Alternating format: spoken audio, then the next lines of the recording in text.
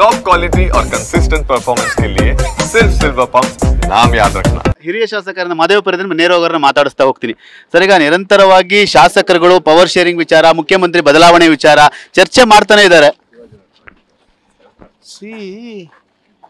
ಯಾವಾಗ ಏನು ಮಾಡಬೇಕು ಅಂತ ತೀರ್ಮಾನ ಮಾಡೋದು ನಮ್ಮ ಪಕ್ಷದ ಹೈಕಮಾಂಡು, ಕಾಂಗ್ರೆಸ್ ಹೈಕಮಾಂಡು.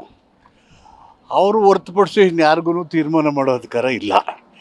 ಈಗ ಆಲ್ರೆಡಿ ಶಾಸಕರ ಅಭಿಪ್ರಾಯ ಪಡೆದೇ ಹೈಕಮಾಂಡು ಸಿದ್ದರಾಮಯ್ಯನವ್ರನ್ನ ಮುಖ್ಯಮಂತ್ರಿ ಮಾಡಿದ್ದಾರೆ. ಅವರು ಮುಖ್ಯಮಂತ್ರಿಯಾಗಿ ಚೆನ್ನಾಗಿ ಕೆಲಸ ಮಾಡಿದ್ದಾರೆ. 2 ವರ್ಷ ತುಂಬಿದೆ, ಇನ್ನೂ 3 ವರ್ಷ ಇದೆ. ಕಾಂಗ್ರೆಸ್ ಸರ್ಕಾರ ಉಳಿದ 5 ವರ್ಷಕ್ಕೆ ಅಧಿಕಾರದಲ್ಲಿ ಇರುತ್ತೆ. ಸಿದ್ದರಾಮಯ್ಯನವರು ಮುಖ್ಯಮಂತ್ರಿಯಾಗಿ ಕೆಲಸ ಮಾಡ್ತಾ ಇದ್ದಾರೆ.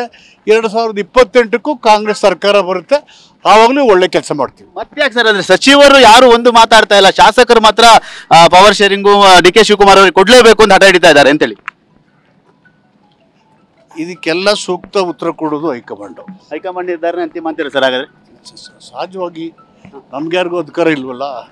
ಸಿದ್ದರಾಮಯ್ಯನವರು ಮುಖ್ಯಮಂತ್ರಿ ಆಗಿ ಶಾಸಕರೇ ಆಯ್ಕೆ ಮಾಡಿದ್ದಾರೆ, ಅದಕ್ಕೆ ಹೈಕಮಾಂಡು ಮುದ್ರೆ ಒತ್ತಿದೆ.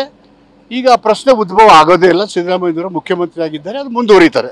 ಖುದ್ದು ಸಿದ್ದರಾಮಯ್ಯನವರು ಹೇಳಿ ಸರ್ 5 ವರ್ಷ ಮುಖ್ಯಮಂತ್ರಿಯಾಗಿ ನಾನೇ ಇರ್ತೀನಿ ಅಂತ ಹೇಳಿ, ಇನ್ಮೇಲಾದ್ರೆ ಇಂಥ ವಿಚಾರಗಳಿಗೆ ಬ್ರೇಕ್ ಬೀಳುತ್ತಾ ಅಂತ ಹೇಳಿ. ಅದಕ್ಕೇ ಹೈಕಮಾಂಡು ನಮ್ಮ ಇನ್ಚಾರ್ಜ್ ಸೆಕ್ರೆಟರಿಯವರು ಬಂದು MLAಗಳಿಗೆ ಅಭಿವೃದ್ಧಿ ಬಗ್ಗೆ, ಸಂಘಟನೆ ಬಗ್ಗೆ, ಸಮಸ್ಯೆಗಳ ಬಗ್ಗೆ ಇವರನ್ನು ಕೇಳಿದ್ದಾರೆ, ಮಾರ್ಗಸೂಚನೆ ಕೊಟ್ಟಿದ್ದಾರೆ. ಕಾಂಗ್ರೆಸ್ ಪಕ್ಷ ಬಲವಾಗಿದೆ, ಒಗ್ಗಟ್ಟಾಗಿದೆ, ಸರ್ಕಾರ ಸದೃಢವಾಗಿದೆ. ಉಳಿದ 3 ವರ್ಷನ ಪೂರೈಸಿ ಸಿದ್ದರಾಮಯ್ಯನವರ ಒಂದು ಮುಖ್ಯಮಂತ್ರಿತ್ವದಲ್ಲಿ ಮತ್ತೆ ಸರ್ಕಾರ ಬರ್ತದೆ 2028ಕ್ಕೆ. ಇನ್ನು 5 ವರ್ಷ 3 ವರ್ಷ ಸಿದ್ದರಾಮಯ್ಯವರು ಮುಖ್ಯಮಂತ್ರಿ ಆಗಿರ್ತಾರೆ. ಹಾಗಾದ್ರೆ ಈಗ ಮತ್ತೆ ಮುಖ್ಯಮಂತ್ರಿ ಇದ್ದಾರೆ, ಮುಂದುವರಿತಾ ಇದ್ದಾರಲ್ಲ, ಅವರೇ ಮುಂದುವರಿತಾ ಇದ್ದಾರಲ್ಲ ಈಗ.